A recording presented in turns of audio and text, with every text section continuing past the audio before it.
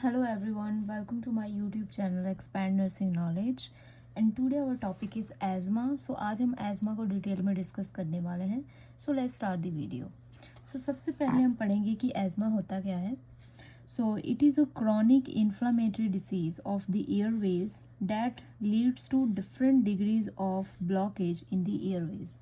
So क्या होता है कि asthma एक chronic inflammatory disease है जिसमें जो एयरवेज होती हैं उसकी ब्लॉकेज हो जाती है.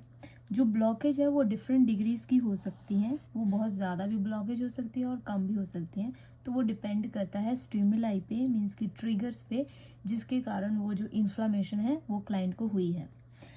Occurred due to airway inflammation and hyper responsiveness to a variety of stimuli और ट्रिगर्स. जैसे मैंने पहले बताया कि इसमें क्या होता है कि जो एयरवे है वो इन्फ्लेम्ड हो जाती है, मीन्स कि उसकी स्वेलिंग हो जाती है. और वो स्वेलिंग कैसे हो सकती है, या तो वो हाइपर रिस्पॉन्सिवनेस के कारण हो सकती है. हाइपर रिस्पॉन्सिवनेस क्या होता है कि हाइपर सेंसिटिविटी हो जाती है due to variety of stimuli. Means कि जो डिफरेंट स्टिमुलाई होती हैं, मतलब कि डिफरेंट चीज़ों के कारण कोई अगर क्लाइंट एलर्जिक है किस चीज़ को लेके, उसके कारण अगर एलर्जिक रिएक्शन होता है तो उसको एजमेटिक जो है अटैक हो सकता है. और या कोई सर्टेन ट्रिगर्स है जिसको हम फर्दर वीडियो में डिस्कस करेंगे, वो कौन कौन से ट्रिगर्स होती हैं जिसके कारण जो क्लाइंट है वो हाइपर सेंसिटिव हो जाता है और उसको एजमेटिक अटैक होने के चांसेस होते हैं. नेक्स्ट है there is recurrent episodes of wheezing, breathlessness, chest tightness and coughing due to airway obstruction. So ये जो साइंस होती हैं एज़मा के, जिसमें क्या होता है कि फर्स्ट है wheezing, recurrent episodes of wheezing. So wheezing होगी. वीजिंग मीन्स कि एयर ट्रैपिंग हो जाएगी क्लाइंट्स के लंग्स में. एयर जो है वो क्लाइंट जो प्रॉपर्ली एक्सेल नहीं कर पाएगा, जो भी कार्बन डाइऑक्साइड है, जो एयर है अंदर ही ट्रैप होने लगेगी लंग्स में, और जिससे वीजिंग साउंड जो है वो क्लाइंट में होगा. एंड नेक्स्ट है ब्रेथलेसनेस. जो क्लाइंट है शॉर्टनेस ऑफ ब्रेथ हो जाएगी, मीन्स कि वो प्रॉपरली ब्रीथ नहीं कर पाएगा क्योंकि जो एयर है वो कंस्ट्रिक्ट होगी है, स्वेलिंग होगी उसकी, तो जिसके कारण जो क्लाइंट को प्रॉब्लम होगी इसमें. चेस्ट टाइटनेस हो सकती है. And coughing. कफिंग क्यों होगा? क्योंकि जो एयर है वो एयरवे है वो ब्लॉकेज होगी उसकी. ब्लॉकेज के कारण जो क्लाइंट है वो ट्राई करेगा और ब्रीद करने के लिए, लेकिन वो ब्रीदिंग ना करने के कारण कफिंग होगी क्लाइंट में एज अ डिफेंस मैकेनिज्म. सो वो कफिंग जो है साइन है वो क्लाइंट में देखने को मिलेगा. नेक्स्ट है स्टेटस एजमेटिकस. सो स्टेटस एजमेटिकस जो टर्म है ये एक कॉम्प्लिकेशन होता है जो एज़मा क्लाइंट में होता है. मीन्स कि जो एज़मा अटैक है अगर वो प्रॉपरली जो उसको केयर नहीं दी जाती टाइम पे, तो वो स्टेटस एजमेटिकस जो है उसमें हो सकता है, फर्दर उसको कॉम्प्लिकेशन हो सकती है. तो क्या होता है ये? It is a severe life threatening asthma episode that is refractory to treatment and may lead to pneumothorax, acute core pulmonary और respiratory arrest. So ये क्या होता है कि एक सीवियर लाइफ थ्रेटनिंग कंडीशन है स्टेटस एजमेटिकस. सो ये सीवियर लाइफ थ्रेटनिंग कंडीशन क्यों है? क्योंकि जो ये ट्रीटमेंट दी जाती है ना इसमें, तो उसके लिए जो क्लाइंट है वो रिस्पॉन्स नहीं करता है. मीन्स कि जो क्लाइंट है उसके ऊपर ट्रीटमेंट का अफेक्ट नहीं पड़ता, जो वो क्लाइंट है वो ठीक नहीं हो पाता, इवन डैट हम उसको ट्रीटमेंट प्रोवाइड करते हैं फिर भी. और मे लीड टू न्यूमोथोरेक्स. अगर ये जो है ये परसिस्टेंटली क्लाइंट को रहा स्टेटस एजमेटिकस, तो इसके कारण न्यूमोथोरेक्स हो सकता है. सो न्यूमोथोरेक्स क्या होता है? न्यूमोथोरेक्स में जो एयर है वो लीकेज हो जाती है लंग्स से, और वो लीकेज होके वो क्यूमुलेट होने लग जाती है लंग्स की जो लेयर्स होती हैं, लंग्स की लेयर्स और जो चेस्ट कैविटी है उसके बीच में वो एयर अक्यूमुलेट होने के कारण जो लंग्स हैं वो कोलैप्स हो जाती हैं. मीन्स कि सिकुड़ जाती हैं, कोलैप्स हो जाती हैं, क्योंकि बाहर से जो उसमें एयर कलेक्ट होने के कारण वो प्रेशर वहाँ पे बिल्डअप होने लगता है, तो जिसके कारण लंग्स कोलैप्स हो जाती हैं. तो ये कॉम्प्लिकेशन हो सकता है स्टेटस एजमेटिकस का फर्दर, अगर उसको ट्रीटमेंट ना मिला प्रॉपरली. सो नेक्स्ट है एक्यूट कोर पल्मोनरी. तो एक्यूट कोर पल्मोनरी क्या होता है कि इसमें पल्मोनरी हाइपरटेंशन हो जाता है. पल्मोनरी हाइपरटेंशन होने के कारण जो राइट वेंट्रिकल है, मीन्स की जो पल्मोनरी आर्टरी है वो राइट वेंट्रिकल के से कनेक्टेड होती है, तो जो राइट वेंट्रिकल है वहाँ पे प्रेशर क्रिएट होने लगता है, क्योंकि ब्लड प्रेशर बहुत हाई हो जाता है पल्मोनरी हाइपरटेंशन के कारण, और जो राइट वेंट्रिकल है वो प्रॉपरली फंक्शन नहीं कर पाता, तो उस कंडीशन को हम कोल्ड पल्मोनरी बोलते हैं। और रेस्पिरेटरी अरेस्ट हो जाता है, तो रेस्पिरेटरी अरेस्ट हो सकता है क्लाइंट को एज अ कॉम्प्लिकेशन, क्योंकि इसमें जो रेस्पिरेटरी फंक्शंस हैं वो सडनली डिस्टर्ब हो सकती हैं। सो ये कंडीशन जो है उसको हम ऑल टुगेदर हम उसको एज़मा बोलते हैं। तो जो ये जो कंडीशन है क्लाइंट को हो सकती है। सो नेक्स्ट हम पढ़ेंगे इसके sign and symptoms. So first है रेस्टलेसनेस, क्लाइंट को रेस्टलेसनेस होगी, एजिटेशन होगी। मींस इसका मतलब ये हो सकता है कि क्लाइंट जो है, क्लाइंट को ब्रीदिंग में प्रॉब्लम है, और जो ऑक्सीजन का लेवल है बॉडी में, ब्लड में, वो कम होने के कारण क्लाइंट को रेस्टलेसनेस होगी। वीजिंग और क्रैकल्स, वीजिंग और क्रैकल साउंड्स होंगी। वीजिंग क्यों होगी? क्योंकि जो कंस्ट्रिक्शन होने के कारण एयरवे कंस्ट्रिक्ट हो गया है, ब्लॉकेज होने के कारण हो सकता है। और क्रैकल्स फ्लूइड अक्यूमुलेशन हो रही है अगर इन्फ्लामेशन के कारण, तो वो क्लाइंट को क्रैकल साउंड प्रेजेंट होंगे क्लाइंट में। सो नेक्स्ट है hyper resonance. Hyper resonance present होगा क्लाइंट को क्योंकि एयर अक्यूमुलेशन होने के कारण, एयर ट्रैपिंग के कारण। नेक्स्ट है एब्सेंट और डिमिनिश्ड लंग साउंड्स। सो जो लंग साउंड्स है वो एब्सेंट भी हो सकती है या डिमिनिश्ड भी हो सकती है। एब्सेंट कब होगी? जब कंप्लीटली ब्लॉकेज हो गई होगी क्लाइंट की एयरवे की, तो वो तब हो सकता है एब्सेंट लंग साउंड्स होंगी। और डिमिनिश्ड होगा जैसे कि ब्लॉकेज हुई है पर उतनी नहीं हुई है, और जो एयर है वो थोड़ा बहुत जो है इनहेल और एक्सहेल कर सकता है क्लाइंट, तो उसमें लंग साउंड्स जो होंगी वो डिमिनिश्ड होंगी। Use of accessory muscles for breathing, इसमें जो क्लाइंट है एक्सेसरी मसल्स का जो है वो यूज़ करेगा, क्योंकि जो नॉर्मली जो ब्रीदिंग के लिए मसल्स यूज़ होती हैं वो नहीं यूज़ करेगा। जैसे कि जो रिब केज मसल्स होती हैं, डायाफ्रेगम होती है, नॉर्मली वो क्लाइंट जो है एब्डोमिनल मसल्स वो यूज़ करता है। इसमें अगर वो यूज़ नहीं करेगा, इसमें एक्सेसरी मसल्स का यूज़ करेगा क्लाइंट। सो ये उसका साइन होगा। नेक्स्ट है tachypnea with hyperventilation and tachycardia. So tachypnea increase respiratory rate and hyperventilation, बहुत ज़्यादा क्लाइंट जो है हाइपर वेंटिलेट करेगा इसमें, और टैकीकार्डिया भी हो सकता है। Prolong acceleration and air trapping. Prolong acceleration means कि क्लाइंट को जो एक्सलेशन का टाइम है बहुत ज़्यादा होगा, और एयर ट्रैप करने लगेगी लंग्स के अंदर, वो प्रॉपरली एक्सहेल नहीं कर पाएगा क्लाइंट, जो भी उसका जो कार्बन डाइऑक्साइड है क्लाइंट में ही ट्रैप होने लगेगा। सो नेक्स्ट सिम्टम है पल्सिस पैराडॉक्सिस। सो पल्सिस पैराडॉक्सिस क्या होता है? इसमें क्या होता है कि जो सिस्टोलिक ब्लड प्रेशर होता है वो 10 mm ऑफ Hg से डिक्रीज हो जाता है जब इंस्पिरेशन के दौरान, मीन्स कि जब क्लाइंट इनहेल करता है, मीन्स कि ड्यूरिंग इनहेलेशन इंस्पिरेशन जो ब्लड प्रेशर है वो 10 mm ऑफ Hg से नीचे चला जाता है, तो उस कंडीशन को हम पल्सिस पैराडॉक्सिस बोलते हैं। और ये क्लियर इंडिकेशन है किसका? स्टेटस एजमेटिकस का, मीन्स कि ये एक कॉम्प्लिकेशन फर्दर ये कॉज हो सकती है। नेक्स्ट है डायाफ्रेसिस, क्लाइंट को डायाफ्रेसिस होगा। And cyanosis, decrease oxygen saturation. So client को जो क्लाइंट की जो है ऑक्सीजन सैचुरेशन होगी वो डिक्रीज हो जाएगी। नेक्स्ट है silent breath sounds are associated with acute asthma exhibition. So silent breath sounds अगर होंगी क्लाइंट में प्रेजेंट, तो उसका मतलब होता है कि एक्यूट एजमा एग्जिबिशन हो गया, मीन्स कि जो एक्यूट एजमा अटैक था वो बहुत ज़्यादा एग्जर्बेट कर गया है, मीन्स कि बहुत ज़्यादा कंडीशन वर्स हो गई है, एंड में इंडिकेट इम्पेंडिंग रेस्पिरेटरी फेलियर। सो इस ये इंडिकेशन है, मीन्स कि इससे ये पता लगता है कि रेस्पिरेटरी फेलियर होने के चांसेस हैं इसमें। ड्यू टू डिफ्यूज ब्रोंकोस्पाज्म, क्योंकि इसमें डिफ्यूज ब्रोंकोस्पाज्म हो जाता है। And represent a life threatening condition, और ये क्या इंडिकेट करती है? एक लाइफ थ्रेटनिंग कंडीशन है ये, तो इसको हमने प्रायोरिटी देनी है, और इसमें एमरजेंसी जो केयर है प्रोवाइड किया जाता है एज पर दी प्रिस्क्रिप्शन। नेक्स्ट है डायग्नोस्टिक्स। सो डायग्नोस्टिक्स में हम देखेंगे कि इसमें 2 डायग्नोस्टिक्स मैंने मेंशन किए हैं, जैसे कि pulmonary function test and peak expiratory flow rate.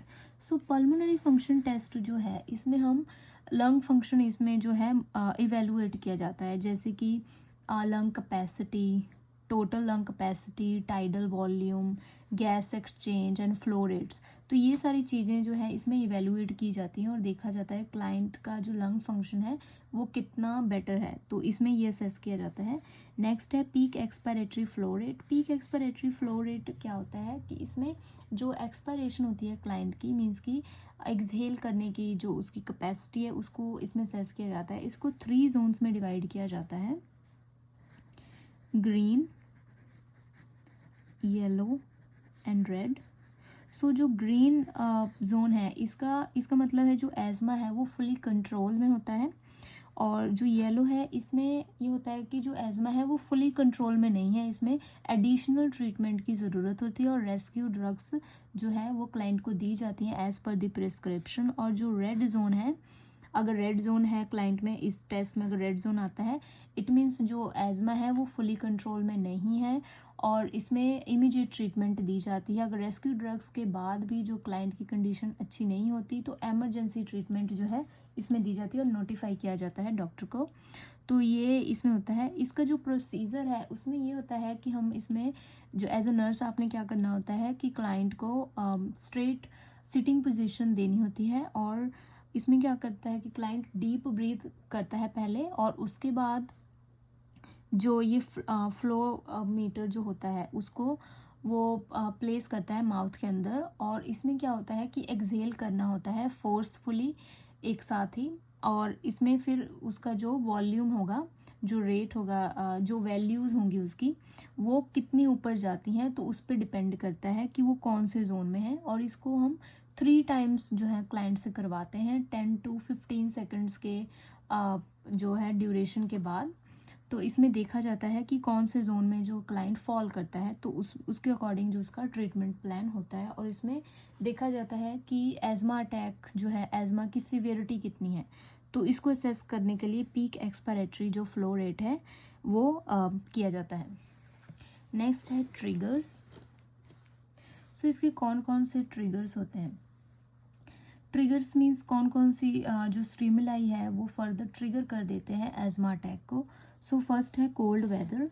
Cold weather के कारण, एक्सट्रीम कोल्ड वेदर है तो ब्रोंको कंस्ट्रिक्शन होने लगती है, मीन्स कि कोल्ड एयर अंदर जाने से, तो वो क्लाइंट को हो सकता है। एंड पोलन और डस्ट के कारण हो सकता है। एक्सरसाइज, सो एक्सेसिव स्ट्रेनस एक्सरसाइज करने के कारण, मीन्स कि बहुत ज़्यादा हार्ड एक्सरसाइज करने के कारण जो है एज़मा अटैक हो सकता है क्लाइंट को। Cigarette smoking. एंड नेक्स्ट है sickness and stress. So sickness and stress के कारण भी हो सकता है। एंड लास्ट है avoid एनसेड and beta blockers. So एनसेड and beta blockers भी एज अ ट्रिगर हो सकता है, क्योंकि इसमें क्या होता है ब्रोंकोस्पाज्म हो जाता है।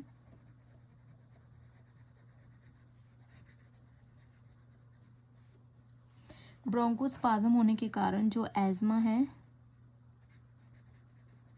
और ज़्यादा वर्स हो जाता है, तो इसलिए हमने बीटा ब्लॉकर्स और एनसेड जो है वो इसमें क्लाइंट को अवॉइड करनी होती है। सो नेक्स्ट हम पढ़ेंगे ट्रीटमेंट ऑप्शंस। सो ट्रीटमेंट ऑप्शंस कौन कौन सी हैं एज़मा की। सो फर्स्ट है ब्रोंकोडाइलेटर्स। सो ब्रोंकोडाइलेटर्स में फर्स्ट दिया जाता है beta blocker and beta blocker 2 agonist, जिसमें आता है एल्ब्यूट्रॉल। एल्ब्यूट्रॉल एक शॉर्ट एक्टिंग एजेंट है जिसको हम एज़मा अटैक में देते हैं ब्रोंकोडाइलेशन के लिए, सो डैट जो क्लाइंट है ईजिली ब्रीथ कर सके। नेक्स्ट है एंटीकोलिनर्जिक्स। एंटीकोलिनर्जिक्स भी एज अ ब्रोंकोडाइलेटर्स ही दिया जाता है। इसमें आता है इप्राट्रोपियम, जो इप्राट्रोपियम ड्रग है वो दिया जाता है as per prescription. And next है मिथाइलजैंथीन्स। इसमें आता है थियोफाइलिन। थियोफाइलिन भी ब्रोंकोडाइलेटर है लेकिन ये लॉन्ग एक्टिंग ड्रग है, तो ये एज अ रेस्क्यू ड्रग नहीं दिया जाता है। एज अ रेस्क्यू ड्रग एल्ब्यूट्रॉल दिया जाता है एज पर द प्रिस्क्रिप्शन। और नेक्स्ट है anti inflammatory agents. So anti inflammatory agents में कौन कौन सी ड्रग कैटेगरीज आती हैं। सो फर्स्ट है स्टीरॉयड्स।